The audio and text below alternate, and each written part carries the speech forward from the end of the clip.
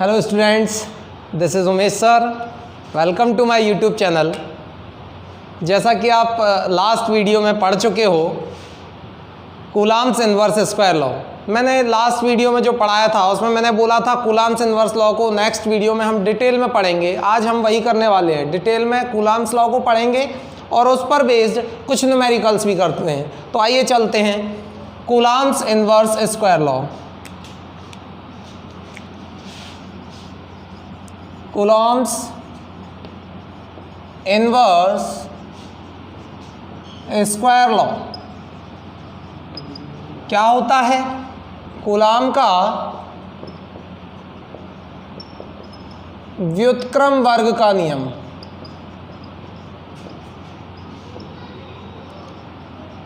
मैंने आप लोगों को बताया था कि एक हमने ग्रेविटेशनल लॉ पढ़ा था। ग्रेविटेशनल लॉ क्या पढ़ा था? जो न्यूटन ने दिया था। कब पढ़ा था? 9th और 11th क्लास में।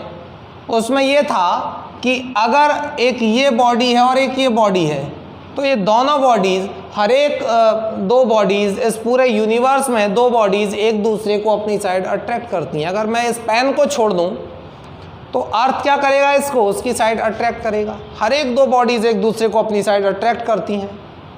ये ग्रेविटेशनल लॉ था।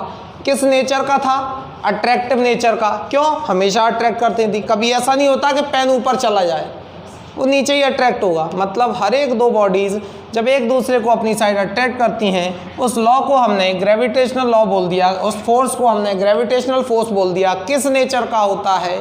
अट्रैक्टिव नेचर का। उसी टाइप से कूलम्ब ने एक लॉ दिया। कब? 1785 में। किसने? C.A. कूलम्ब ने, चार्ल्स ऑगस्टिन डी कूलम्ब ने एक लॉ दिया। वो लॉ था दो रेस्ट चार्जेस के बीच में एक फोर्स एक्ट होता है। कौन सा? इलेक्ट्रोस्टैटिक फोर्स एक्ट होता है। उसके लिए लॉ दिया। तो ये सपोज एक चार्ज हो गया, ये दूसरा चार्ज। ये दोनों रेस्ट चार्जेस हैं Q1 and Q2 and distance between them is small r। तो ये जो दोनों चार्जेस हैं ये एक दूसरे पर फोर्स एक्ट करते हैं। वो फोर्स हो सकता है अट्रैक्टिव हो सकता है रिपल्सिव हो।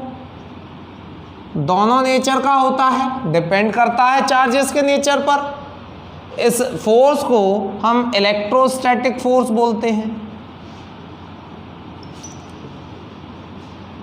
मतलब आकर्षण और प्रतिकर्षण दोनों प्रकृति का होता है। और इस बल को हम कौन सा बल बोलते हैं? स्थिर विद्युत बल कहते हैं। स्थिर विद्युत बल।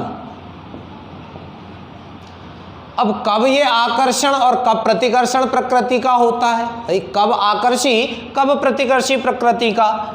तो कब अट्रैक्टिव कब रिपल्सिव कैसे पता चलेगा? ये डिपेंड करता है इनके नेचर पर। सपोज अगर दोनों चार्जेस पॉजिटिव हैं, therefore force will B repulsive because of both the charges have same nature. जब दोनों आवेश सजातीय हैं, समान नेचर के हैं, पॉजिटिव रिपल्सिव फोर्स एक्ट होगा। अगर नेगेटिव हैं तब भी सेम चार्जेस हैं, तब भी सेम नेचर के हैं, सजातीय आवेश हैं, तब भी रिपल्सिव होगा। और अगर एक पॉजिटिव हो और दूसरा नेगेटिव हो तो डिफरेंट नेचर के हो गए। ऐसी कंडीशन में जो फोर्स लगेगा वो कैसा होगा? अट्रैक्टिव। तो ये अट्रैक्टिव और रिपल्सिव दोनों नेचर का होता है। इस फोर्स को हम इलेक्ट्रोस्टैटिक फोर्स बोलते हैं। तो कूलम्ब ने जो स्टेटमेंट दिया वो स्टेटमेंट ये था, the force acting between two rest point charges, या electrostatic force acting between two rest point charges is directly proportional to the product of their charges and inversely proportional to the square of distance between them. जो force होता है वो दोनों charges के product के directly proportional होता है और जो डिस्टेंस है उसके स्क्वायर के इनवर्सली प्रोपोर्शनल होता है। जो दो बिंदु आवेशों के मध्य लगने वाला बल दोनों आवेशों के गुणनफल के कैसा होता है, समानुपाती। जो दोनों के बीच की दूरी होती है उसके वर्ग के अपॉन में है तो क्या कहेंगे, व्युत्क्रमानुपाती होता है। तो ये कूलाम ने स्टेटमेंट दे दिया। अब इससे मुझे स्टेटमेंट से दो इक्वेशन मिल गई। अब दोनों इक्वेशन को कंबाइन करोगे, on combining the equation first and second, force will be Q1 directly proportional to Q1 Q2 by are square. दोनों को कंबाइन कर लिया। अब प्रोपोर्शनलिटी हटाओगे, एक कांस्टेंट आएगा, बचेगा Q1 Q2 upon R square. यहाँ K क्या है भाई, K is a constant of proportionality which is called Coulomb's constant. ये जो K है कांस्टेंट ऑफ प्रोपोर्शनलिटी है, इस K को, इस K की जो वैल्यू है किस पर डिपेंड करती है, दोनों चार्जेस के नेचर पर डिपेंड करती है। दोनों चार्जेस के नेचर पर डिपेंड करती है, दोनों चार्जेस के बीच के मीडियम पर डिपेंड करती है और मेजरमेंट सिस्टम पर डिपेंड करती है। ये जो K स्थिरांक लिया है, नियतांक लिया है, उसका मान दोनों आवेशों की प्रकृति पर, दोनों आवेशों के बीच जो भी माध्यम भरा हुआ है उस पर और मापन पद्धति पर, इन पर K का मान निर्भर करता है।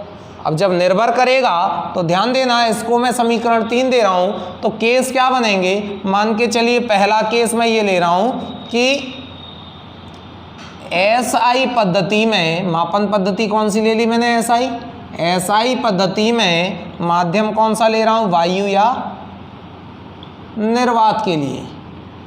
SI पद्धति में वायु या निर्वात के लिए जो K का मान होता है कितना लेते हैं, 1/4 pi epsilon not. 1/4 pi epsilon not इस पूरे का मान होता है 9 × 10⁹। तो जब SI पद्धति में ये मान रखोगे तो बल कितना आ जाएगा, K की जगह मैंने रखा 1/4 पाई एप्सिलॉन नॉट और बचा क्या, Q1 Q2 upon R square. अब चूंकि ये SI पद्धति में ले रहा हूँ तो बल का SI मात्रक क्या होता है, न्यूटन, इसलिए ये अपना बल आ गया SI पद्धति में। अब मैं सेकंड केस में यही पूरा CGS पद्धति में ले लूँ। भाई CGS पद्धति में यदि वायु या निर्वात के लिए बात करूं तो K का मान कितना हो, 1। भाई अगर K की जगह 1 होगा तो F कितना आ जाएगा, F = Q1 Q2 by are square. क्यों, क्योंकि इस K की जगह मैंने 1 रख दिया। अब CGS सिस्टम है तो बल की इकाई क्या होती है, डायन। यहाँ मैंने बल का SI मात्रक न्यूटन लिया। न्यूटन साइंटिस्ट का नाम है, साइंटिस्ट के नाम से जो भी हमारे सिंबल आते हैं, जो भी यूनिट्स आती हैं, उनको हम कैपिटल लेटर से रिप्रेजेंट करते हैं। लेकिन डायन क्या है, डायन कोई साइंटिस्ट तो है नहीं, डायन एक डायनेमिक वर्ड से मिलके बना है, उसी से लिया गया है डायन। तो डायन का जो सिंबल कैपिटल D बच्चे लगा देते हैं वो नहीं होगा, कैपिटल D डायोप्टर होता है, पावर ऑफ लेंस, और डायन का जो सिंबल होता है वो D/N होता है, फुल स्पेलिंग D/N ही होता है। ये आपका बल का CGS सिस्टम में बात आ गई। अब ये जो SI पद्धति में मैंने एप्सिलॉन नॉट लिया था, ये एप्सिलॉन नॉट क्या है, इस एप्सिलॉन नॉट को हम बोलते हैं परमिटिविटी ऑफ एयर और वैक्यूम, और इसकी एक वैल्यू होती है फिक्स्ड वैल्यू 8.854 × 10⁻⁻12। किसकी, एप्सिलॉन नॉट की फिक्स्ड होती है वैल्यू भैया, याद रखना, आगे काम आ सकती है न्यूमेरिकल्स में कहीं भी। Epsilon not = 8.854 × 10⁻⁻12। इसकी यूनिट होती है कूलाम्ब स्क्वायर पर न्यूटन × मीटर स्क्वायर। ये इसकी एप्सिलॉन नॉट की यूनिट होती है। इसको हिंदी में बोलते हैं विद्युतशीलता। परमिटिविटी को क्या बोलते हैं, विद्युतशीलता। यहाँ तक कोई प्रॉब्लम नहीं होगी। ये आपका किसका नियम हो गया? कूलाम का व्युत्क्रम वर्ग का नियम।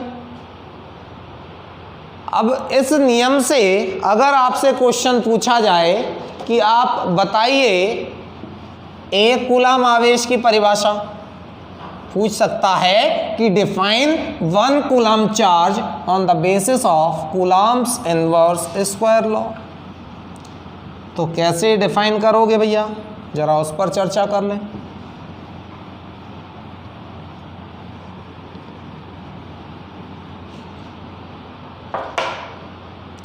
अपने को डिफाइन किसको करना है? 1 कूलाम चार्ज को। कैसे डिफाइन करोगे? कूलाम्स लॉ से। Formula 1/4πε0 Q1 Q2 by are square. मैंने बताया था इसकी वैल्यू कितनी होती है? 9 × 10⁹ Q1 × Q2 upon R square. अब यहाँ पर मैंने बोला दोनों चार्जेस को मैं सेम चार्ज ले रहा हूँ, Q1 और Q2 को, कितना Q, और दोनों एक दूसरे से 1 मीटर की डिस्टेंस पर रख रहा हूँ। अब मुझे चार्ज को 1 लाना है, इसकी वैल्यू मैंने 1 रख दी। चार्ज 1 कब आएगा? जब फोर्स भी मेरा इतना होगा जिससे ये पूरा कैंसिल हो पाएगा, जिससे चार्ज कितना आएगा आपका 1। तो इसलिए फोर्स कितना एक्ट होगा? 9 × 10⁹ न्यूटन। देयरफॉर फोर्स की वैल्यू रख दी 9 × 10⁹। 9 × 10⁹ Q1 कितना है? Q, Q2 कितना है? वो भी Q, and separated by unit distance, therefore R = 1 R square. ये पूरा कैंसिल, Q × Q, Q² = 1, तो स्क्वायर हटाओगे तो ±1 कूलाम। चार्ज कितना आ गया? 1 कूलाम। तो डिफाइन कैसे करोगे? कब आया है 1 कूलाम? जब दो सेम चार्ज एक दूसरे से कितनी डिस्टेंस पर रखे हो? 1 मीटर। तब एक दूसरे को कितने फोर्स से रिपेल कर रहे हैं? 9 × 10⁹। तब ईच चार्ज विल बी कितना होगा? 1 कूलाम।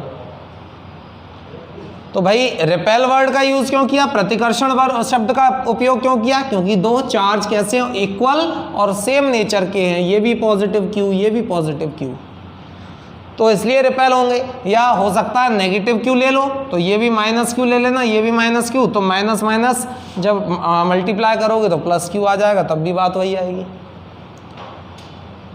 तो मैंने बोला if 2 equal charges separated by a unit distance and force acting between them is 9 × 10⁹, therefore charge will be 1 coulomb. जब दो समान आवेश एक दूसरे से वायु या निर्वात में 1 मीटर की दूरी पर रखे हो, वायु या निर्वात, एयर और वैक्यूम वर्ड का भी यूज करना है। क्यों? क्योंकि ये एयर और वैक्यूम में ही होता है 1/4πε0। तो एक दूसरे से वायु या निर्वात में दो बराबर आवेश, समान आवेश वायु या निर्वात में एक दूसरे से 1 मीटर की दूरी पर रखे होने पर एक दूसरे को 9 × 10⁹ न्यूटन बल से प्रतिकर्षित करते हैं, तब प्रत्येक आवेश 1 कूलाम कहलाएगा। प्रतिकर्षण क्यों? क्योंकि समान आवेश हैं, समान नेचर के हैं, सेम नेचर के हैं, इसलिए रिपल्सिव फोर्स। तो ये आप इस तरीके से 1 कूलाम चार्ज को डिफाइन कर लोगे। थोड़ा सा आगे बढ़ें, क्वेश्चन की बात करें। सपोज क्वेश्चन आ जाए अब आपके सामने, क्वेश्चन क्या दे रहा हूं कि मान के चलें ये आपका एक इलेक्ट्रॉन दिया है और ये आपका एक प्रोटॉन दे दिया। बोला है कि दोनों एक दूसरे से कितनी डिस्टेंस पर रखे हैं भैया? 5 एंगस्ट्रॉम की डिस्टेंस पर। तब बताइए फोर्स कितना एक्ट होगा? अब मुझे पता चल गया पहला चार्ज कितना है? 1 इलेक्ट्रॉन है। इलेक्ट्रॉन पर चार्ज कितना होता है? 1.6 × 10⁻⁹ दूसरा चार्ज क्या है? 1 प्रोटॉन। प्रोटॉन पर कितना होता है? जितना इलेक्ट्रॉन पर होता है। तो ये वैल्यू दिए हों, जरूरी नहीं है। इलेक्ट्रॉन प्रोटॉन दे रहा है, पार्टिकल दे दिए, मतलब अपने को चार्जेस पता होना चाहिए। इलेक्ट्रॉन बस नेगेटिव होता है, प्रोटॉन पॉजिटिव होता है, इतना सा डिफरेंस होता है। दोनों के बीच डिस्टेंस 5 एंगस्ट्रॉम है। एंगस्ट्रॉम को मीटर में कन्वर्ट करोगे, 11th क्लास में पढ़ा होगा, 1 एंगस्ट्रॉम में 10⁻⁻10 मीटर होते हैं। कैलकुलेट क्या करना है? फोर्स। फॉर्मूला क्या होता है? 1/4πε0 Q1 Q2 by are square. अब इसकी वैल्यू कितनी होगी 9 into 10 to the power 9। Q1 कितना दिया है 1.6 into 10 to the power minus 19 और उतना ही दिया है Q2। दोनों की डिस्टेंस कितनी है 5 into 10 to the power minus 10। Square लगा है भाई, मैंने स्क्वायर लगा दिया। अब यहाँ पॉजिटिव नेगेटिव नहीं लिया क्योंकि वो तो अपने को केवल नेचर बता रहा है कि फोर्स कैसा होगा, अट्रैक्टिव नेचर का, because of one charge is negative and other second charge is positive. दोनों का नेचर डिफरेंट है, इसलिए अट्रैक्टिव फोर्स एक्ट होगा, आकर्षण बल लगेगा। अब इसको सॉल्व करो तो मैंने बोला 9 इंटू 10 टू द पावर 9 तो ये है ही 1.6 का मल्टीप्लाई कर दो 2.56 आ जाएगा और 10 टू द पावर कितना हो जाएगा -19 माइनस 38 बाय 5 का स्क्वायर 25 माइनस 10 का -20। अब क्या होगा भैया 9 का ऐसे मल्टीप्लाई करो तो 9 6 जा 54, 9 5 जा 45 और 5 50, 9 2 जा 18 और 5 23। डेसिमल यहाँ आएगा 10 टू द पावर कितना बचेगा माइनस का 29, ये प्लस का 9 है माइनस का 38 तो माइनस का 29 बचा, ये 25 इंटू 10 टू द पावर -20 तो ये 23.04 अपॉन 25 और 10 टू द पावर -20 ऊपर लाओगे +20 और माइनस का 29 तो माइनस का 9 बचेगा। ये कैंसिल करोगे तो माइनस का 9 बचेगा, इससे डिवाइड कर देना तो 0 पॉइंट समथिंग कुछ आ जाएगा और 10 टू द पावर -9 और इस तरीके से आपका ये न्यूमेरिकल कंप्लीट हो जाएगा। तो आप इसका आंसर कैलकुलेट कर सकते हो। इसी टाइप से अगर आपको क्वेश्चन दे दिया जाए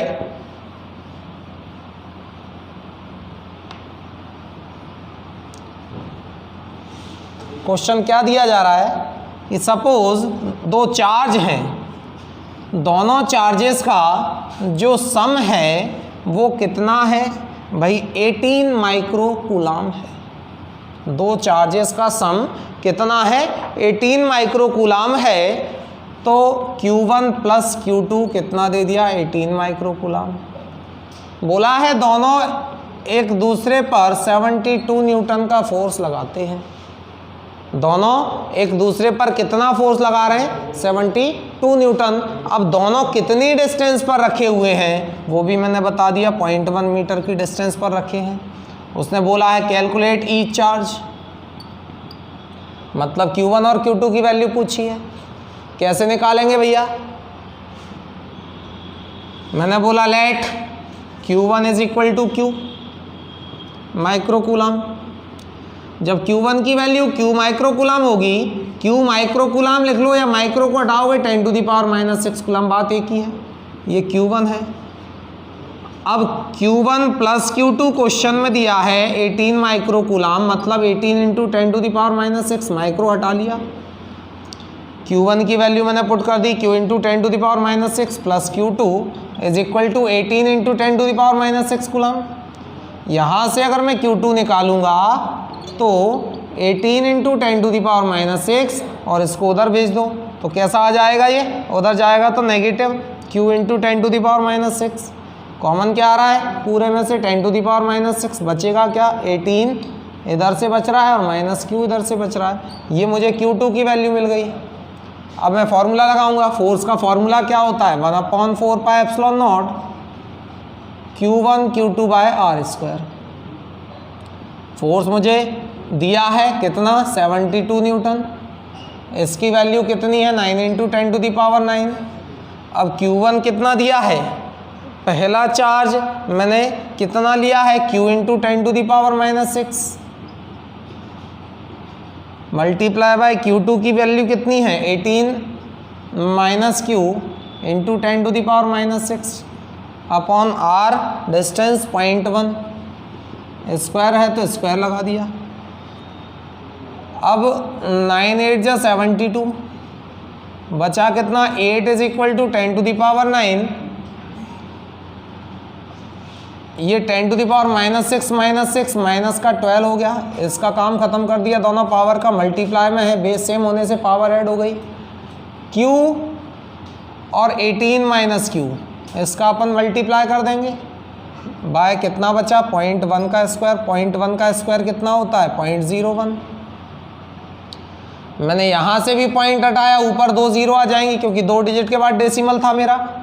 तो 8 is equal to 10 to the power 9, ये मल्टीप्लाई करो 18 Q minus Q square into 10 to the power minus का 12 है प्लस का 2 है माइनस का 10 बचा। 100 का मतलब 10 टू द पावर 2 और माइनस का 2 10 टू द पावर ये माइनस 12, ये प्लस का 2 कितना बचा -10 अपॉन कितना बचा 1।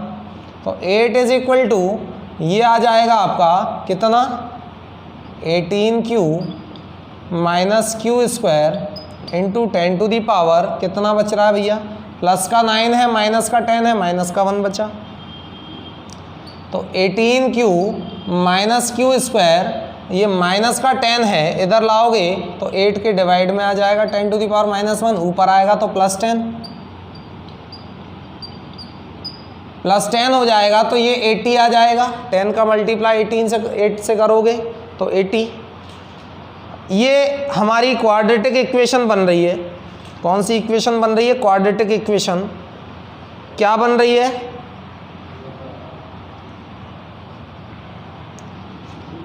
Q square minus 18 Q is equal to -80 और इधर लाओगे तो +80 इज इक्वल टू 0, माइनस का मल्टीप्लाई भी कर दिया।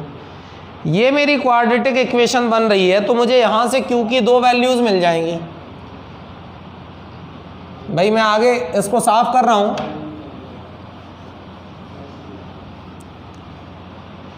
तो ध्यान देना क्यू स्क्वायर, अब इसमें क्या करोगे 10 8 जा 80 होता है और 10 और 8 -18 होता है। तो कितना आएगा माइनस का 10 क्यू माइनस का 8 क्यू, ऐड करने पर -18 और मल्टीप्लाई करने पर प्लस माइनस माइनस प्लस और 10 8 जा 80 plus 80 is equal to 0। Common क्या आ रहा है दोनों में से क्यू, बचेगा क्या क्यू -10, इधर से 8 कॉमन आ रहा है, बचेगा क्या क्यू और -8 10 जा 80 इज इक्वल टू 0। अब पूरे दोनों में से q -10 कॉमन आ रहा है, इधर बचेगा q -8 इज इक्वल टू 0। मतलब q की 2 वैल्यू मिल जाएंगी, एक तो 10 और एक 8। कोई भी एक वैल्यू ले लो। सपोज अगर मुझे चार्ज q1 निकालना है तो q1 इज इक्वल टू कितना आया था, q1 is equal to q into 10 to the power -6 micro coulomb लिया, q into 10 to the power -6 coulomb लिया था। जब ये लिया था तो q की वैल्यू जब 10 है तो ये 10 into 10 to the power -6 coulomb या फिर 10 माइक्रो कूलम, बात एक ही है भाई। माइक्रो वापस लाओगे तो -6 हटाओगे। जब q1 10 है देन q2 कितना होगा, कैसे, q1 plus q2 is equal to, हमारा कितना था क्वेश्चन में 18, सम था 18, तब q1 की वैल्यू आपने 10 रख दी तो q2 is equal to 18, therefore q2 18 minus 10 मतलब 8 माइक्रो कूलम। जब q1 मेरा 10 आया है तब q2 मेरा 8 आएगा। इसी टाइप से जब q1 की वैल्यू अगर 8 रखोगे, 8 माइक्रो कूलम रखोगे तो q2 मेरा कितना आ जाएगा 10। तो आंसर कुछ भी ले लेना दोनों में से, एक 10 आएगा एक 8 आएगा, ये दोनों आंसर हो जाएंगे आपके, किसके, q1 और q2 के। आपको यही पूछा गया था क्वेश्चन में। उम्मीद करता हूँ आपको समझ में आया होगा। ये कूलम्ब्स लॉ पर बेस्ड कुछ क्वेश्चंस थे और ज़्यादा से ज़्यादा क्वेश्चन करना। आपको क्वेश्चन की शीट मैं अपने टेलीग्राम चैनल पर दे दूंगा। टेलीग्राम चैनल मेरा ये नीचे दिया हुआ है, इसको देख लेना। इस चैनल पर मैं आपको क्वेश्चन की शीट डाल दूंगा आज, वो क्वेश्चन को आप सॉल्व करना। न्यूमेरिकल्स हैं, अगर कोई नहीं आता तो आप मुझसे कमेंट में पूछ सकते हो। आप पूछना डाउट्स, आपके डाउट्स क्लियर किए जाएंगे। तो आज की क्लास को मैं यहीं ख़त्म करता हूँ। आज के लिए धन्यवाद आप सभी का।